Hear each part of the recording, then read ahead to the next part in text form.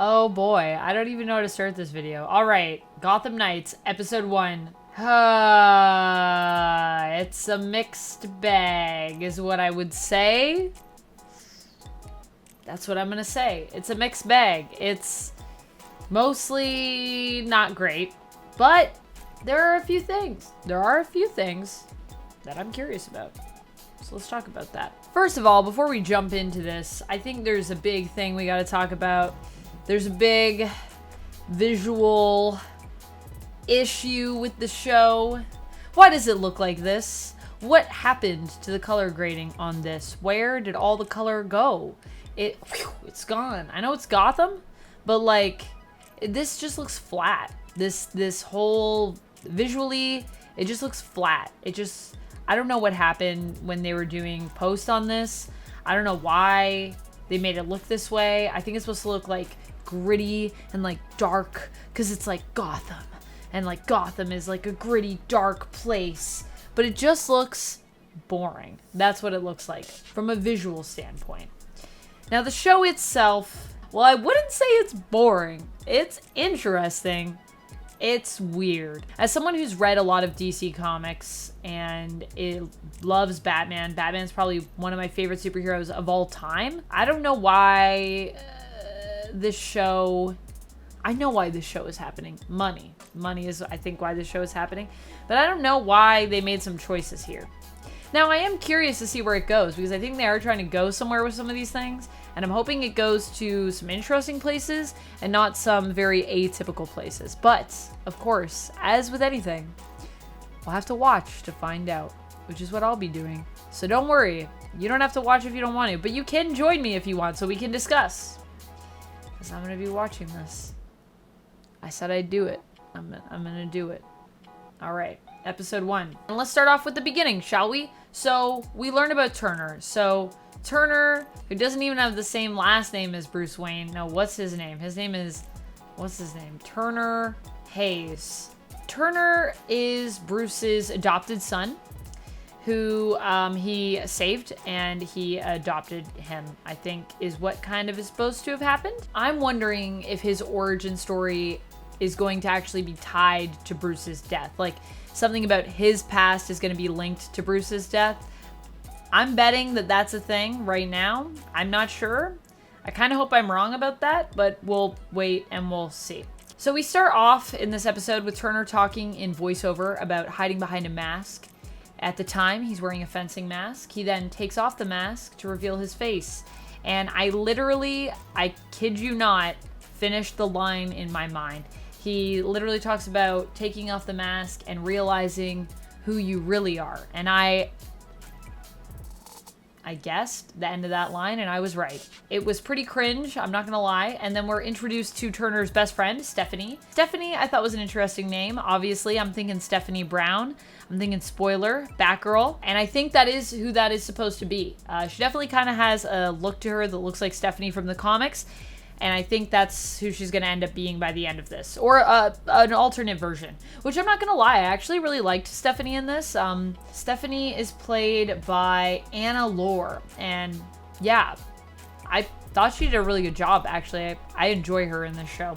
Anna Lore is pretty good. What we learn is, right off the bat here, pardon the pun, we learn about Bruce Wayne dying. However, before that happens, we have to find out about that through some kids that break into his office somehow in Wayne Enterprises, and the teens are pretending to be janitors, and it seems like security sees them, but they're just like, oh yeah, those are just janitors, not realizing that the teenagers are janitors. And I don't know, I'm just saying, I feel like if you were disguised as a janitor but you're a teenager, like if you're a security guard that is used to seeing janitors there at late hours, wouldn't you recognize those are just teenagers and not the regular janitor? I don't know. Anyways, it works.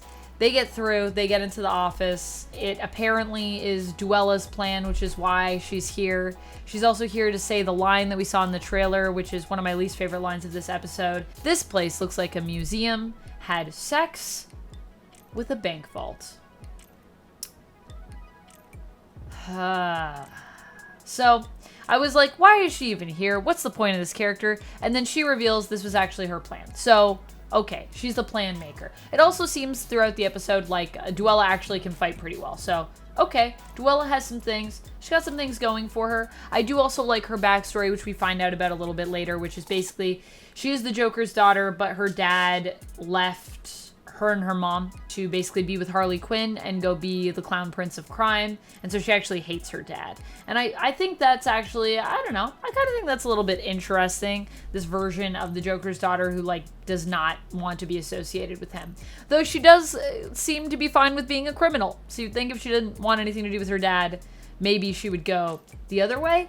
But maybe that's her origin story and we're going to see her become some kind of hero throughout this. I guess we'll see. After they sort of find out that Batman is dead in this episode, they sort of walk towards the window, these three teens that break into the office, and realize that he's down there and he's dead. But first, what happens is there is a light that shines through the hole in the window. There's a helicopter light, obviously a police helicopter.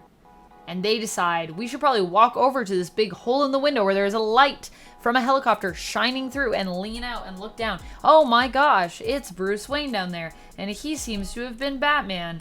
And oh my gosh, oh boy. And then of course they see these teens and they're like, these teens probably killed him. Why would you lean out the window? You're breaking into an office. Wouldn't your instinct be run? You might have been caught. No, that's not their instinct. I had a problem with that because it makes no sense. There's a few other things that don't make sense in this, but we'll get to that in a second. We also kind of established straight out of the gate in this episode that Stephanie and Turner seem to have some tension between them. They're best friends, but I think maybe they both want to be more, but they don't want to talk to each other about it. Kind of a will they, won't they situation, and they're running into other teens' arms, trying to basically, I think, escape their feelings that they have for each other. Because they don't want to be honest about it. Probably by the end of this season, they're going to reveal that. That's my guess. And maybe they'll even kiss. I don't know.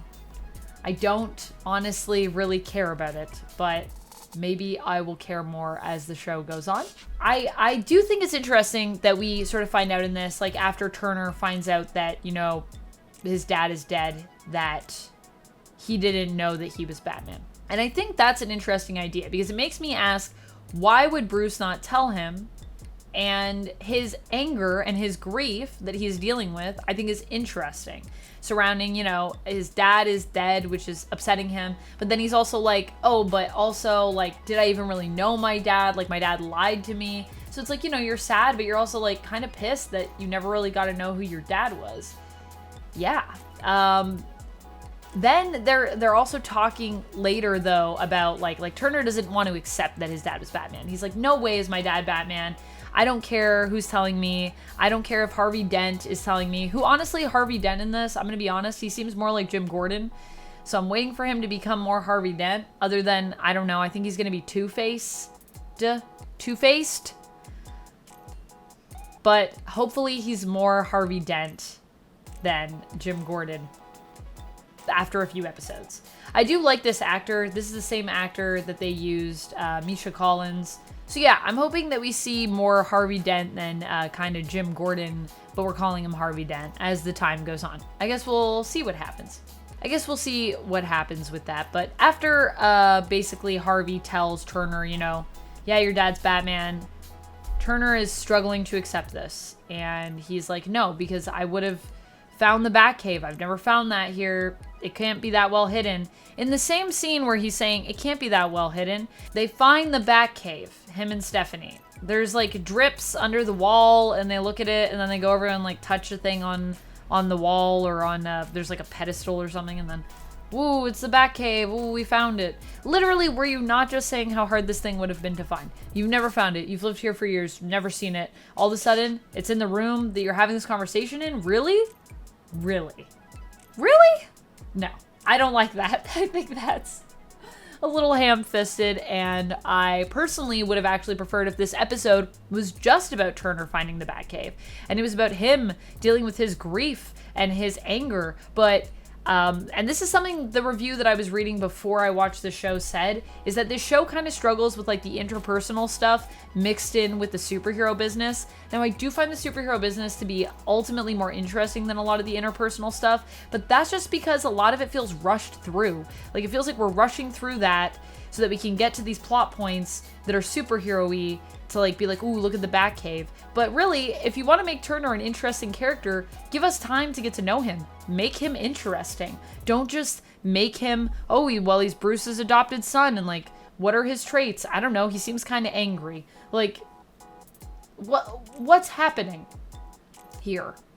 What are we doing? So personally, I think they could have found the Batcave, and it could have been really interesting if they made that the whole episode. But no, we find that at about 10 minutes in. So this is, I think, over a 40-minute episode. I think it's just over 40 minutes. So that's 1/4 of the way in, and we've already got the Batcave. Well, that was fast.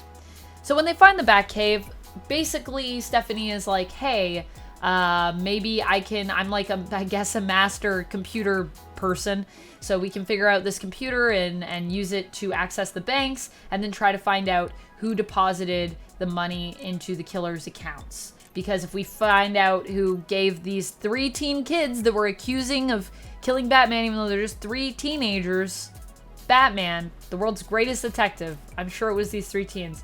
If we can figure out who paid them, maybe we can figure out who is behind it all. Well, what a twist. It turns out that the money was actually coming from, dun dun dun, Turner's account over, I believe they say 17 days. So a bunch of transactions were coming out of his account, probably thousands of dollars over 17 days. Turner, do you never check your banking app? Like, I know rich people have a lot of money, so maybe they might not notice that that's happening. But do you ever check it? Because I would think if you're rich, actually, you'd be really focused on your money. I mean, I guess it's not Turner's money, it's his dad's money.